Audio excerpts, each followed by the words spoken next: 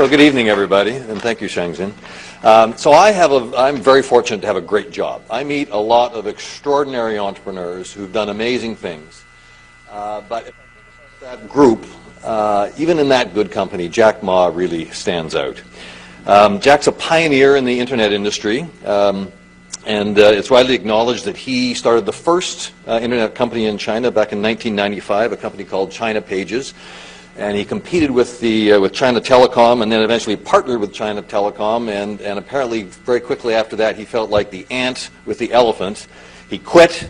He went off to work with a new government entity that was in promoting e-commerce, and did that for a little while, and then his sort of entrepreneurial ambitions got the better of him, and in 1999 he got 18 of his friends and family together and raised $60,000 for his vision for Alibaba.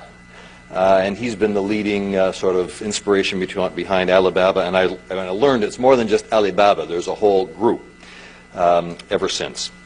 Just talking about Alibaba itself. Alibaba is the leading small business e-commerce company in the world. It has 53 million users and operates in more than 240 countries and regions around the world. In 2007, it raised $1.7 billion in an initial public offering in Hong Kong, which was the largest IPO since Google. It has continued to grow, and I looked at the last quarter results for second quarter of this year, and revenues were up by about 50%, and EBITDA margins are about 35%. And I thought that was pretty impressive. Until I was downstairs talking with Jack and his colleagues, and they said, oh, you don't understand, that's just sort of the tip of the iceberg. We have all these other companies. And I said, well, tell me about those. Well, Alibaba is one of 5. There's also Taobao. Did I get it right? Did I pronounce it correctly? Okay. I've been practicing for the last 5 minutes. Taobao. Which is basically a combination of, imagine if you had Amazon, eBay, and Facebook, right? That whole platform. And last year there were about $30 billion, so it's a B2C website. Last year there were about $30 billion worth of transactions that went through Taobao. And expectations are next year revenues will double, or transactions will double. There's also Alipay, which is the Chinese version of PayPal. It's an escrow-based system that allows people to purchase online without having credit cards, and there are some 400 million users of Alipay. So Jack is truly a visionary, truly an extraordinary entrepreneur. He's been recognized by us tonight, but also Time Magazine as one of the world's most influential people, by Business Week as one of the world's most powerful people. He has a reputation for plain speaking and speaking his mind, and we're delighted to have him here tonight. Jack?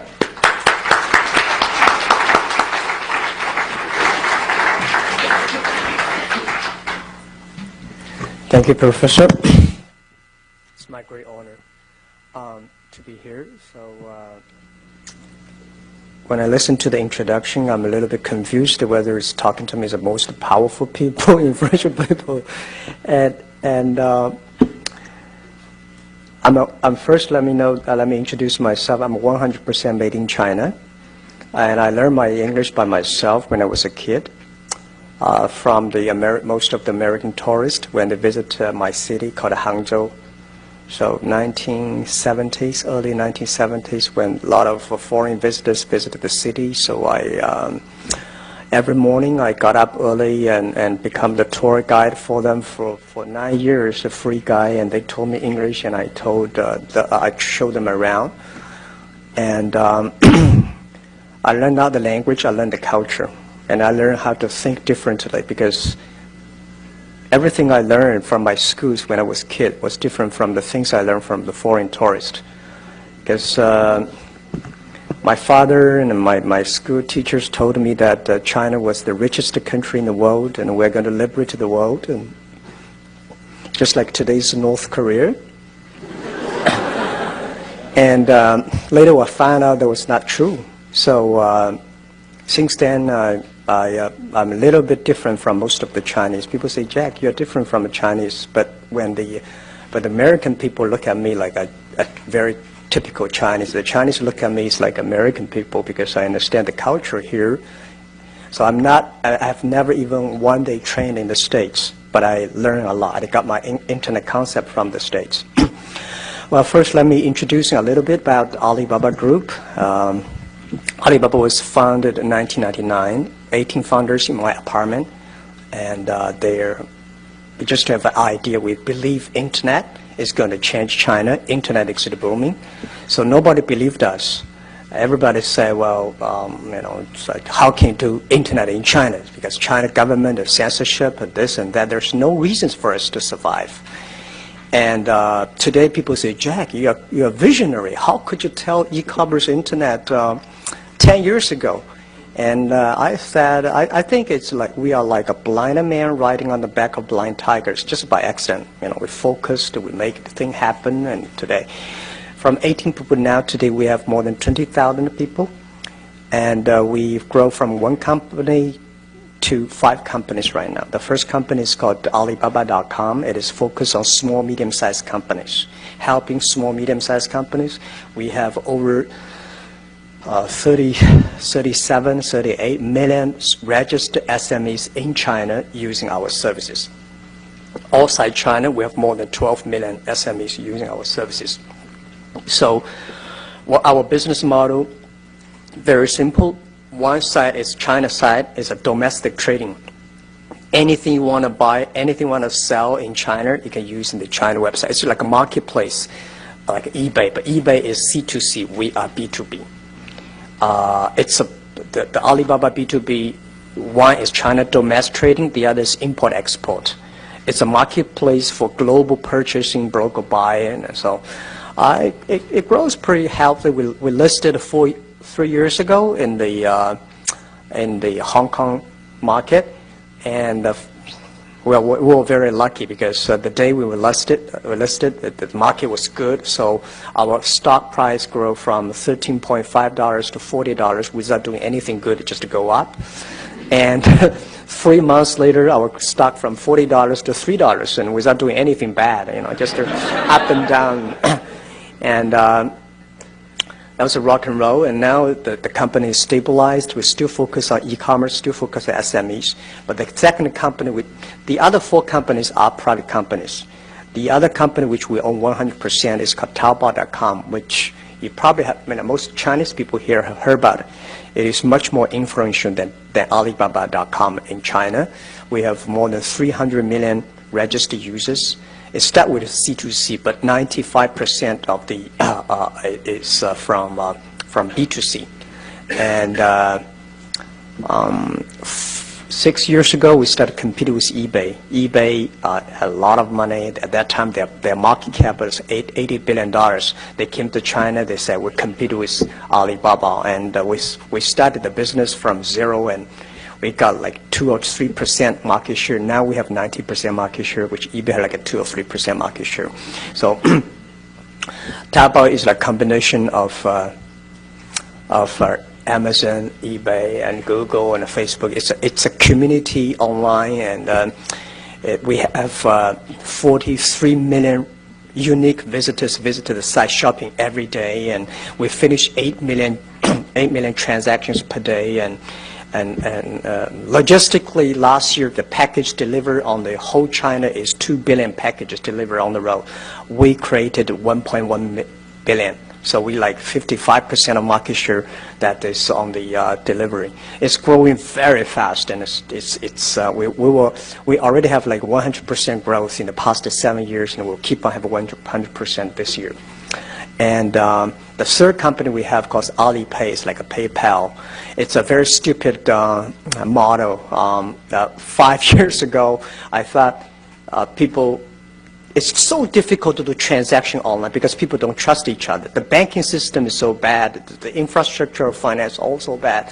So I was worried about what I'm going to do. The bank have the license to do this business, but we know how to do business, but we don't have the license. So at the end, people say, Jack, don't touch that area. If you touch that area, you will be in prison because financial sector is very risky in China. And I said, put me in the prison, let's do it. And we do transparent, we do everything clear in order to make sure government happy, people happy. So we work with the banks, close to 70 banks in China. Today, we have 400 million registered users, and we are the largest online third-party payment without any business model. We just want to help people. That makes the banks very unhappy because we destroy their business model. China, in the world, a good bank like 60 or 70% of the revenues were from the services, but China 70 or 80% of revenues come from the loaning. So we go inside, go into the service. The fourth company is Ali Cloud Computing, which we just founded 2 years ago. Because we have the data from small, medium-sized companies, because we have the data from Taobao consumers, and we have the data from Alipay. So the data we collected becomes so influential. So we want all the consumers to share, to understand the data from SME and let the consumers understand the SME data. So that is, we've been very focused on cloud computing. And the number 5 company we had is called Yahoo China, which we acquired from Yahoo 5 years ago. So these are the group. And Alibaba's listed, the other 4 are private. And pretty good. We are lucky in China that we combine, like Amazon, eBay, PayPal, and all together in a same group. Like 70% market share in China on e-commerce, and it growing, still keep on growing very fast. One of the reasons people say why you survived in China, why you succeed, because I think one of the key reasons we survived is that we believe always customer number 1, employee number 2, shareholder number 3. And this is the first philosophy until now. We still truly, because it's the customer that stay with us. It's the customer we create. Because in internet in China in the past 10 years, there's 3 main business. One is focused on portal sites like Yahoo. Today have Sina, Sohu, NetEase. They focus on the news. And I think it's so difficult to do the news in China unless you are in Beijing. You know the government office, you know the policy, and we don't never understand what the government policy is. So we say, okay, let's stay away from the portal sites. The second business, which in China, very, very popular, which probably the most unique business in the world, that's online gaming. And I don't believe that model. I don't like that, because China is a one-child family. If all the kids are playing online gaming, they're so bad. And, right. And my kids and my son and his schoolmates all stick to the online. I think, yes, we can make a lot of money, but I just don't want my kids to focus on the online. So we're not doing that. China has already got enough companies focusing on online. Almost all the internet companies have online gaming. We are the only company that is not on online gaming. So the only thing we can do is e-commerce, and the e-commerce is so tough, so difficult to do it. And 10 years ago, e-commerce in the world, B2B, they all want to focus on big companies. They all want to focus on buyers. The value they create is they save the cost for buyers. So we do the opposite. And we believe China, the USA is very good at play basketball. We should focus on playing ping pong, because we should not always play the same. So we said in China, we don't have big companies, so we should focus on small, medium-sized companies. We should not help the buyers. We should help sellers, because China wants to sell things abroad. SMEs want to sell things abroad. So we focus on the small, medium-sized. We focus on helping supplies. And the value created is not the saving the cost, because SME know how to save the cost but much better than you do. They want to learn how to sell product, how to make money. So then we focus on SME, we focus on supplies, we focus on creating money for them. So these are the focus we stayed on. And that is the everything, for the first 3 years, we didn't have any business model. We have 0 revenues for 3 years. It was so tough. It was so difficult. The only thing encouraged us to continue is letters, emails of thanks. We receive hundreds of thousands of emails of thanks every week, every month. People thank us because of us. They created jobs. Because of us, their business grow. And We did not get any money, but if our customer make money, we are happy. And the number 4 year, we start to make money.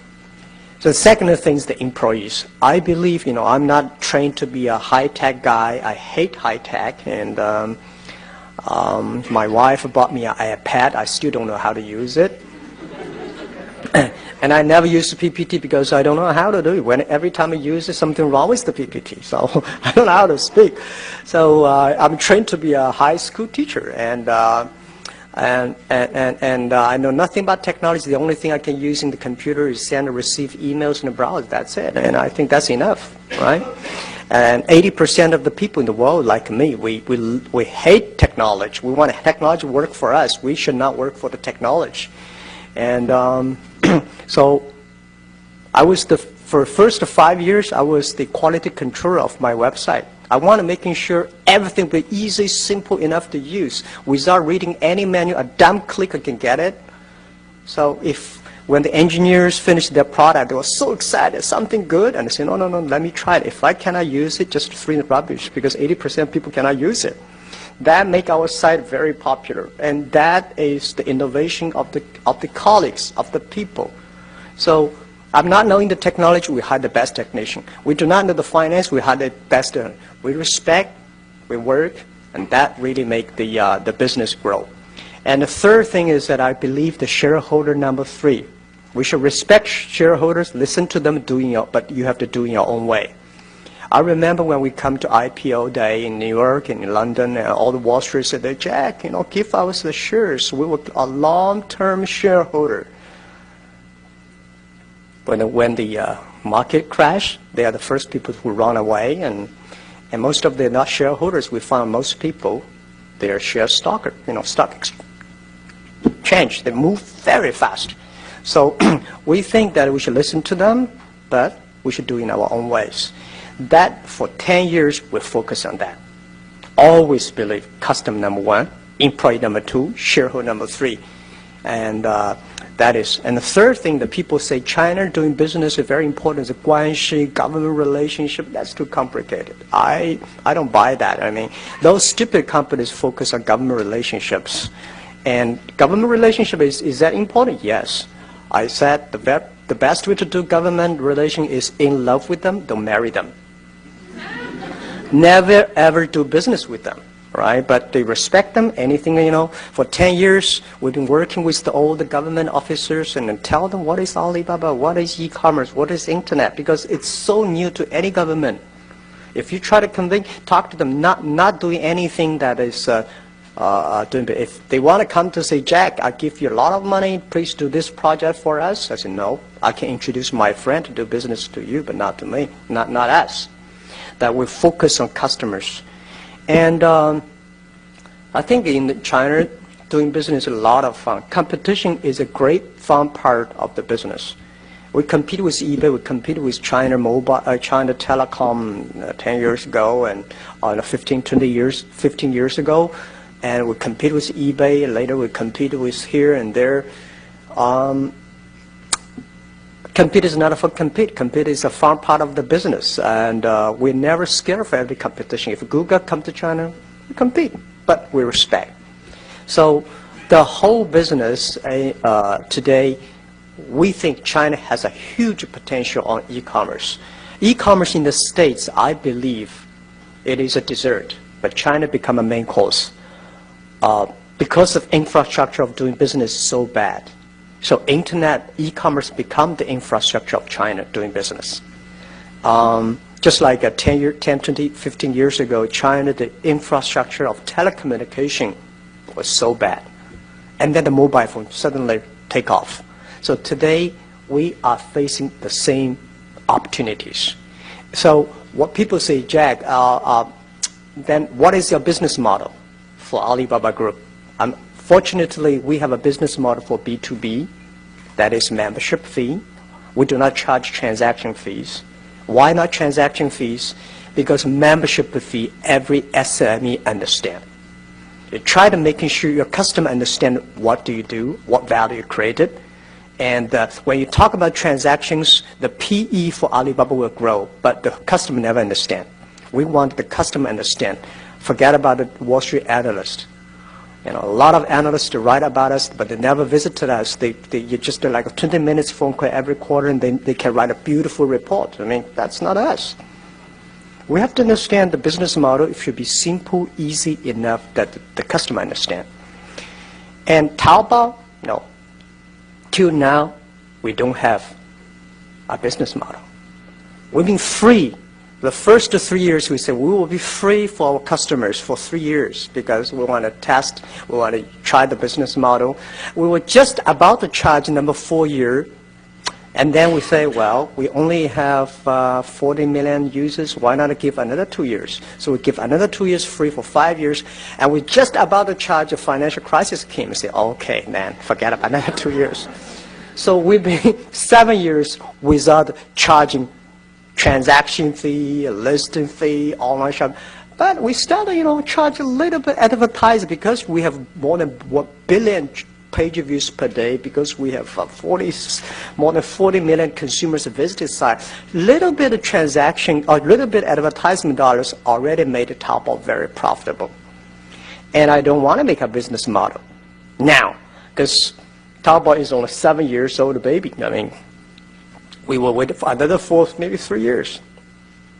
And then Alipay, free. Because the money we made from Alibaba B2B already can cover Taobao, cover Alipay, and cover cloud computing. And now even we do not charge money for Taobao. The advertisement dollars from Taobao already make Taobao very profitable. So we do everything. We really appreciate we live in China. We live at the internet period. We have the great honor to do internet, to do this business. So we never think about making money. Do any business, we forget about thinking about making money. We think about how we can create value for the society, for the people, for the customers. If the end, the result is that you're making money. So funny, and that really proved well that because we don't think about making money, we made a lot of money. Because I believe if you think about money here, this is US dollar, this is Hong Kong dollars, and you talk is all RMB. Nobody want to make friends with these guys. We want to say, I want to help. We want to help SME. We want to help consumers. So today B2B, Alibaba, Taobao B2C, Taobao C2C, Alipayment, I think this is not the future of e-commerce. The future of e-commerce is C2B, consumer to business. The world is changing. It's not a B2B, it's not a B2C, it's not a C2C, it's C2B, consumer to business. Because we have a large amount of consumers. The consumers can ask, can say, I want a tailor-made. I want large-scale tailor-made. And this makes the e-commerce in China fundamentally changed and different from the USA model. So the other thing we want to use in internet and e-commerce a way to make China new business paradigm, which we call transparent, shared responsibility, and global vision. And we try to making sure every policy we make, everything we do, transparent. We want to share with customers. We want to take responsibility. And I feel very excited because the average age of Taobao today is 25 years old. Alibaba is 27 years old, and all young people. We are a company that we believe value. We are a company that believe the mission, and we learn from the GE that every quarter we have a value review. We have the performance review, and that makes the company really excited. Today, if you have a chance to visit Alibaba, you will see we're like a zoo, all kinds of animals there. I hate to have a farm, all well-trained, but they're farm, and we want to have a zoo that people have different ideas. Some people talk, some people work, and some people exciting. And so this is how we do it. And the headache we are having right now is Alibaba is getting bigger and bigger. We're so influential now in China. And first time in our history, 20 days ago, we had 200 people demonstrate in our company. And they hate the policy we made. Because I said, if we made any policy, 1% of people don't like us, we have 3 million people don't like it. And today, Alibaba Group, we are not lack of engineers. We are not lack of programmers and service people. We are lack of sociologists. We are lack of psychologists and economists, because we never know how to make a policy. We're just like running a country. It's a big headache. And the average age is only 25, 26. How can they make policies? But we think internet is really, really changed the world. And people probably will ask, in the US, Google is so powerful. And we believe, this is what I believe, the world, we should never be controlled by machines. We should never controlled by computers. Human brain, SNS, social network is more powerful. At the end of the day, we do not want to see cold-blooded machines. We want to see warm people. We want to see every computer at the behind there's a SME, there's a family, there's a consumer, there's a brother and sister that can help each other. So we actually, Alibaba focus more on community, more innovation, and more on human side. So, I think that today, what I come here just brief, because I don't think a lot of people know our business model. I don't think a lot of people really understand us better. So I would love to take any questions you have. I welcome the tough questions. Anything you have, I will answer. That's what I will just briefly do this. Thank you, Professor. Yeah.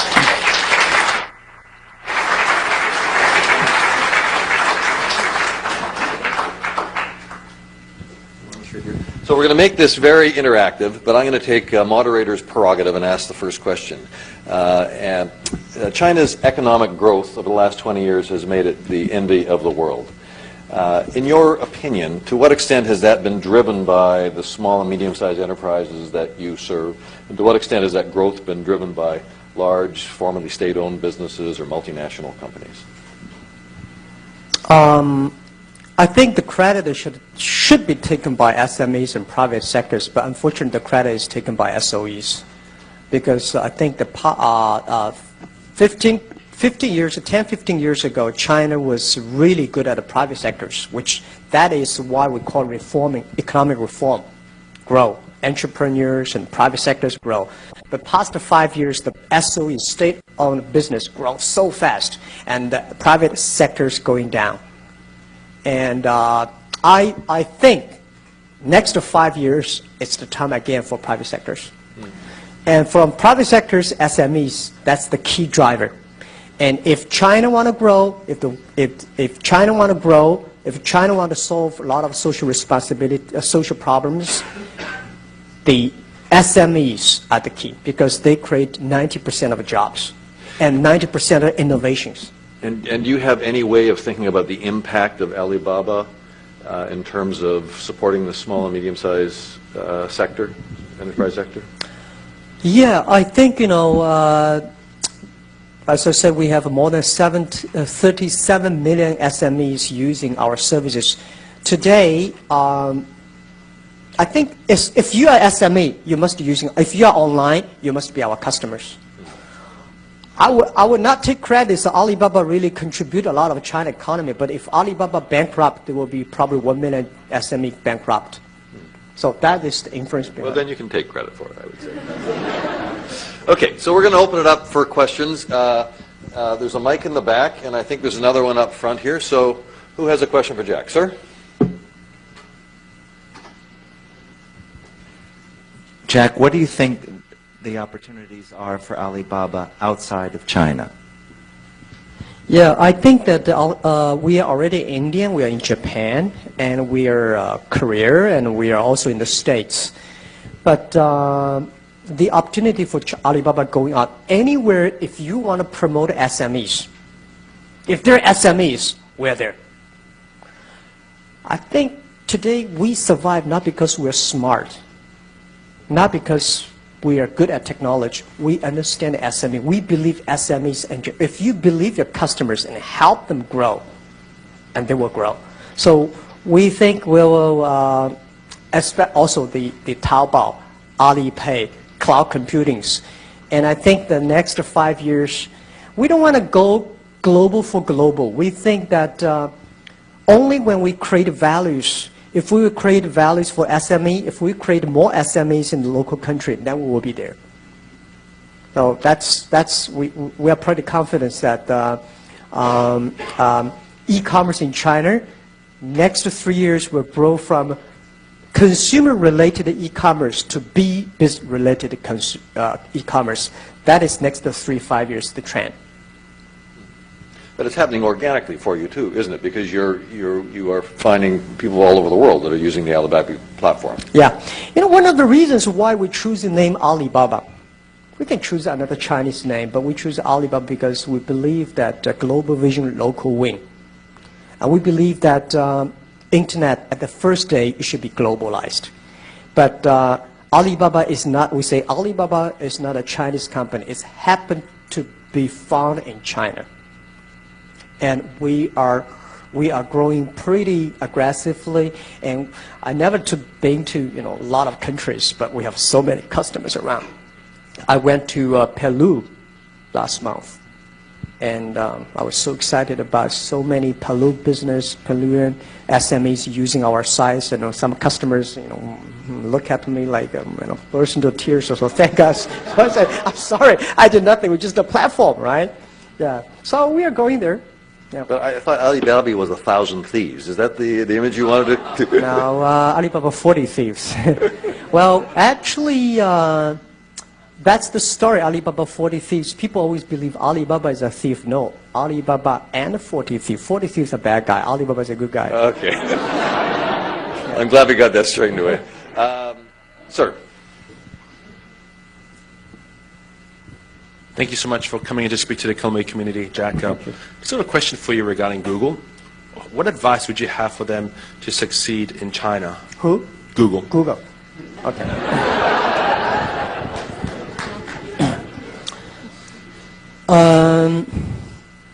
I think respect the market, respect the government, respect the culture. You don't, as an American, that they're saying like, I don't like what you say, but I use my life to protect the way you say, the right you say it.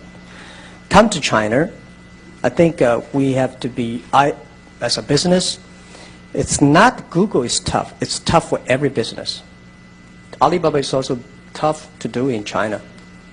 But we respect people. We respect customer. We respect government. We respect culture. And most of the multinational companies, when they come to China, they should find entrepreneurs. Unfortunately, I found a lot of multinational internet companies that come to China, they find professional managers. Those professional managers, they make boss happy rather than customer happy. They should know why Google succeed in USA, because Google have great entrepreneurs that make the Google users happy. And if they come to China, they should make the user happy. And people always complain, the states complain about China government censorship and censorship of that and this and that. I tell you what, 95%, they're always good part, the 90% are good, 5% are bad. Why you always want to criticize the 5%? If you get 90% good, helping more people, and that's tiny little do it, you can improve it. Business is a headache for everybody. And the thing is to change yourself. If you cannot change the world, change yourself to meet the world. You are doing business. And I never know if I had an idea today to do business in China. I think the idea, the power, the influence, the contribution we do today is much more powerful than 10 years ago. And we do little by little, by respecting people, respecting the culture, respect customers, and respect the government. It's not easy to run a country like government, I tell you the truth. I never think about run my own company, it's a big headache. Only 20,000 people running a country for 1.3 billion people. It's a big headache. So I don't have an advice to because most of the multinational internet company come to China all having the problems. Some of the suggestions I give, don't talk to the central government, talk to the local government. Don't go to Beijing, go to the local municipal government, because these government make decisions quick. right? Why not always, oh, I know this minister, I know that guy's. No use. Talking to the customer, talking to the local municipal government, talk to the provincial government. These guys, let's do it. In Beijing, you're waiting for policy. It takes about 3 years. Yeah. This gentleman here. Thank you so much. And I'm just curious, Hangzhou is such a great example of an environmentally fantastic city in Westlake. And I think on Alibaba there's maybe electric vehicles for sale, but what are you doing both culturally inside the company to contribute to a greener, more environmentally responsible company, country, and what do you see for the clean tech revolution and what Alibaba can play as a part in that? Thank you very much. I'm a strong believer for the green things and environment. I'm the board director for TNC, and we are active on that. And I think that which struck me most was 4 years ago, the IPO day. I was at a press conference. There's two tough guys came in and say, Jack, I have a question for you because you sold shark things on Alibaba.com. I said, shark things? So what? Hong Kong people all eat the shark things. And then they criticized me. It seems like they want to kill me. I said, when I listened, I said, okay, I cannot change the habit of Chinese people. Stop eating shark things, but I will stop eating shark things. And then I said, no, I don't eat shark things since then.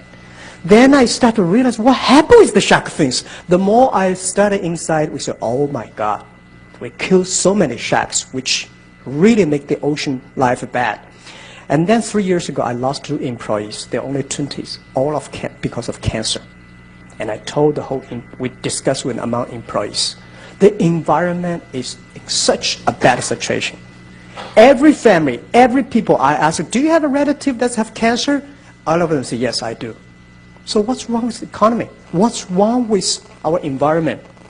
And then 3 years ago, when I went to a river, there's a lake. When I was a kid, 13 years old, because I jumped into the lake and I almost died because the water is so deep and I could not swim.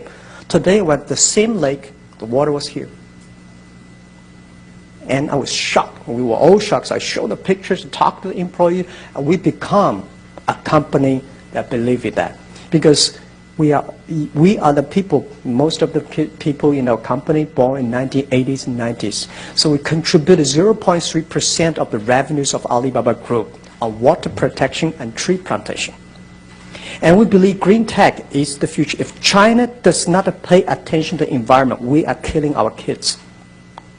And we're killing ourselves. When I saw my father-in-law die of cancer 3 years ago, we're all shocked. And when I see every year we lost 2 lives among the young people of our own company, and the people realized that is the tragedy we are facing now. The economies grow, people are dying. Why don't want people making money and die? Because of the environment. And when we were shocked, so when we see that the Yangtze River, the fish was poisonous, that's the disaster. So Alibaba is doing a lot, and Taobao, Alipay with committed revenues, and also we're learning the way the TNC. And the other thing is that every quarter for the senior manager for Alibaba, CEO of Taobao, CEO of Alibaba, CEO of Alipay, it's very difficult for us to get together once every month. So we committed once every quarter, 1 day. We discuss but nothing, just water protection and tree plantation. And every employees, we have a car park in the company. Only you plant that much trees, we will give you a light, we'll give you a green card, you can park the car. Otherwise, you're not allowed. And that make everybody start to learn, start to commit. So I think it's just a beginning. And we cannot always cannot do enough, but we will wake up 1 billion people. Wake up the young people that how serious we are in the situation. So the green tech, I think in China has a huge potential, and we'll foster that to make things happen. Yeah. Okay, we'll go up this side. This lady here. As a follow-up to your earlier answer on global plans for Alibaba, what is your approach with diversifying your human capital, be it in countries outside of China or even within China with people from other countries? The human capital? The employee base, your teams. I probably spend 70% of my time on the HR part. I'm a great fan, and I believe leadership is about the people. And my people, my team, my partners, they are much smarter than me on making business decisions. But my job is find the talents and build and develop them. So we have all kinds of system. For example, we have, which the foreigners do not understand, I mean, they call it party school, 党校. I learn a lot from the government. I learned a lot from the government because 10 years ago, 9 years ago, when I want to change a manager, oh my God, the whole team got crazy and almost the company got like bankrupt. But when I see China's government, if you want to change a governor, just 1 minute, change government. Immediately changed. So I said, what happened? Right? With a paper, 3 minutes, change this governor to that one. Everybody said, yes. But a company, small, tiny manager, it's a big earthquake. Then you learn how government organize. And I studied a lot of time on how China's Communism Party run. So we learn, improving, until today, everyone has 3 successors. We hire people who have dreams. We don't care what kind of dreams you have. As long as they're dreams, and we don't care, we change your dreams. But you must have dreams. Dream, I want to buy a new car, I want to marry, I want to have a kid, I want to, whatever dreams you have, that's fine. But then we build up the team dream, the ideal. That is, when you become a manager, your job is to supporting the other people to be successful. And direct level. At VP level, you think about the society. You think about how I can improve the society, help more people. So I think our culture is mainly value-based and mission-based. When we make decisions, we ask ourselves, is it according to our mission for B2B, helping doing business easier? If it is yes, let's go ahead. If it's not, let's just shut it down. So that's how have you developed your management philosophy? Did you start off with this philosophy, or did you start like most entrepreneurs do? They have a real technical focus. They're focused on the product, and then when they start having all sorts of angst with employees, then they sort of learn how to be a people manager. Or were you the same from the beginning? No, same. The first day, we're focusing on not product, not technology. It's all about customers. And employee, because I was trained to be a teacher. Mm-hmm. And I still have a bad habit of a teacher. Always say, no, making sure, talking to them 24 hours a day, and they speak, they do like me. You're going to stay here until you get it right. Yeah, that's do right. Yeah. But it's that is the way that making sure your team and you and the same people, same group of people, and then influence more and more people. Focus on customer. If it's law, change yourself. If there are 9 rabbits on the ground, if you want to catch the rabbit, don't change the rabbit. Change yourself. Just to focus on one rabbit, and focus, but focus on the customers. So you were trained as a teacher. Yeah. Did you ever have any business training? No.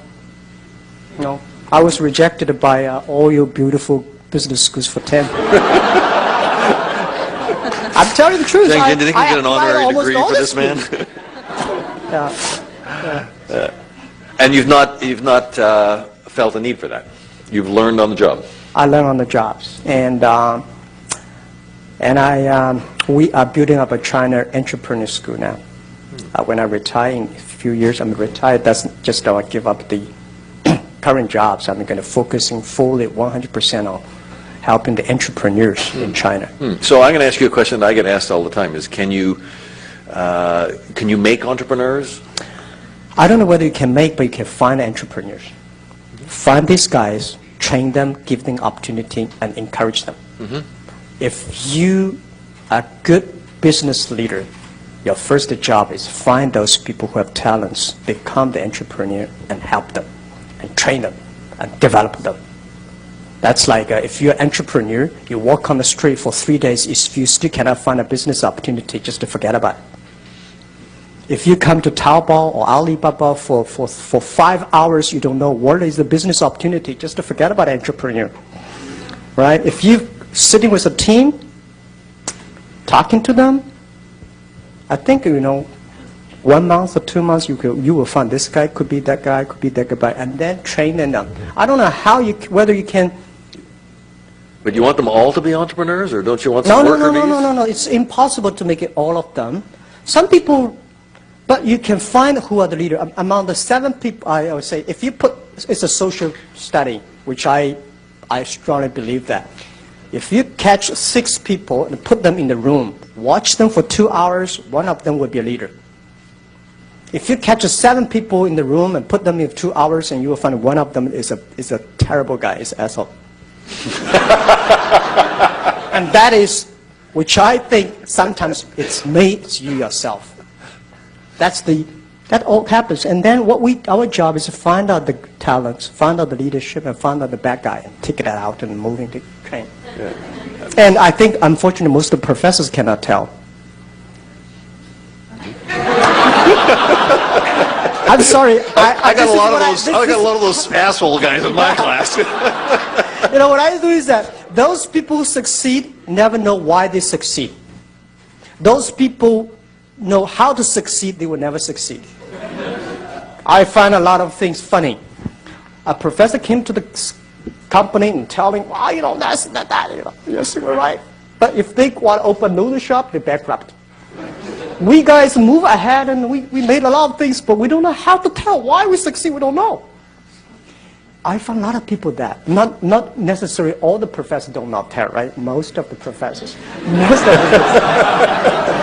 Giving us a little wiggle room. Thank you very much. We really appreciate it. This lady over here. My colleague has questions. Hi.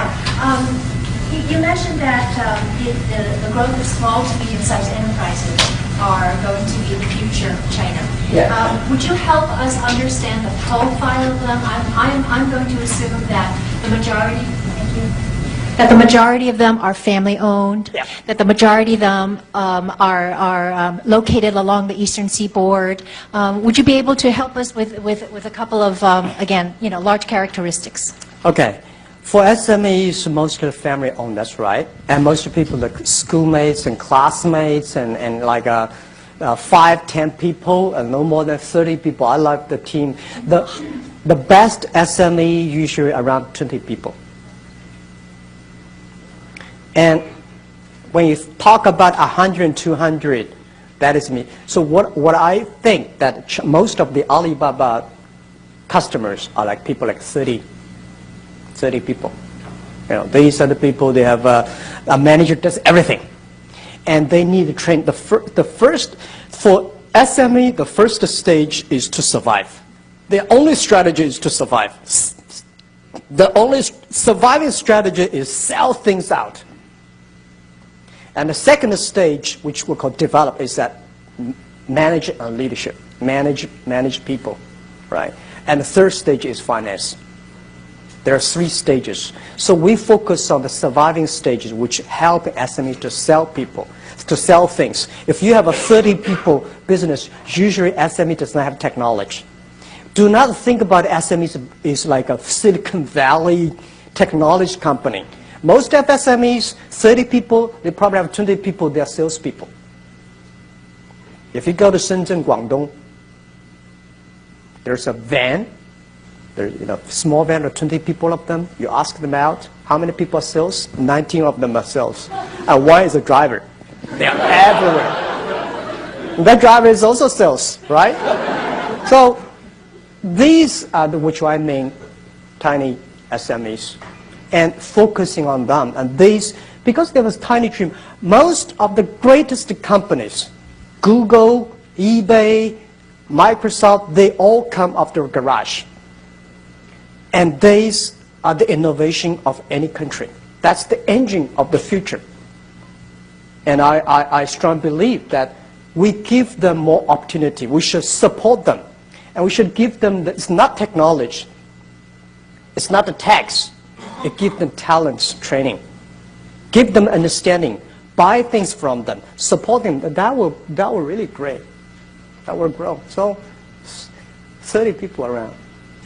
I love these kind of companies. You know, when I have 20 people, I can call everybody's name. Today I have a headache, 20,000 people. Yeah. So we are almost out of time, so we're going to take two more questions way in the back. Yes. So in your response to the question about what kind of advice you will give to Google, you keep on mentioning respect the government and respect the people. So I'm just wondering, do you think it's possible at all for these two kind of goals to be in conflict with each other? And if so, how does Alibaba do to balance the two goals? The coverage between government and customers? And the customer, yeah. No. I tell you what, I'm not sort of, I think government officers today in China, you should understand that most of them are young government officers. They are open-minded. If anything, we contract between the employees or between the customers and government. Better talk to the government officers. Why this? Why that? Because it's very difficult to change customers. You can change the government. Talking to them. So if they say, no, let's say that again. No, and then, okay, I change it myself. Because I know it's not easy. People like here talking about democracy and freedom. Your father, your grandfather all understand what freedom, democracy is. You know how to protect it, how to enjoy it. But China, we lack of this spirit. And it's not easy. I've been working in the government for 13 months as a part-time job. I say, oh my God, I would never choose that tough job. It's easy to say, but we need encourage. Tell them, it's good. Now, if you try this one be better, this one be better. Government sometimes like a children. You need encouragement. Everybody needs encouragement. You know, we as entrepreneur, we too, nobody comfort us. Our left hand comfort the right hand. We comfort ourselves. There's so many painful things. And doing business is not like, I'm everything. Listen to everybody and make the right decision. That's what I say. There's no comforts. There are comforts everywhere. There'll be no comforts. If you really know how to do it, do the right thing. Okay, we'll have one final question, and I haven't taken a question from the back right here, and no one is raising their hand, so this lady right there. About several months ago, George Soros visited China and he spent about a day with you. I'm just wondering whether or not you can share with us what you learned from George Soros. What I learned from? George Soros. Oh, I learned a lot from him. Well, we enjoy a lot of vision together, but he's a capital guy and I'm an operation guy. And what I learned from him, I forgot. You know, there's nothing particular they can learn from somebody, but there are a lot of things you can learn, you know, the way he thinks. I know him about 7 or 8 years ago in Davos meeting. I learned a lot from those conferences, Davos meeting. Not for, you know, people in China always say, what are you going to learn from this conference? It's just like you eat a pig's leg and say, what are you going to get in your muscle? No. I just learned, I feel comfortable. I learned the way he thinks about the business, the way he thinks about, he told me that how he thinks about the government, how he thinks about the global economy, how he thinks about, I never thought about that. I learned how to work with my team, how to focus on customers. So this is really helpful. Yeah, but I bet he learned a lot from us. Okay, Jack, I'm going to turn it over to Professor Wei to wrap up. Jack, this has been tremendously insightful and interesting speech. So thank you very, very much. I have a gift from a company called Simon Pierce, which used to be a SME. Hopefully we'll be doing this.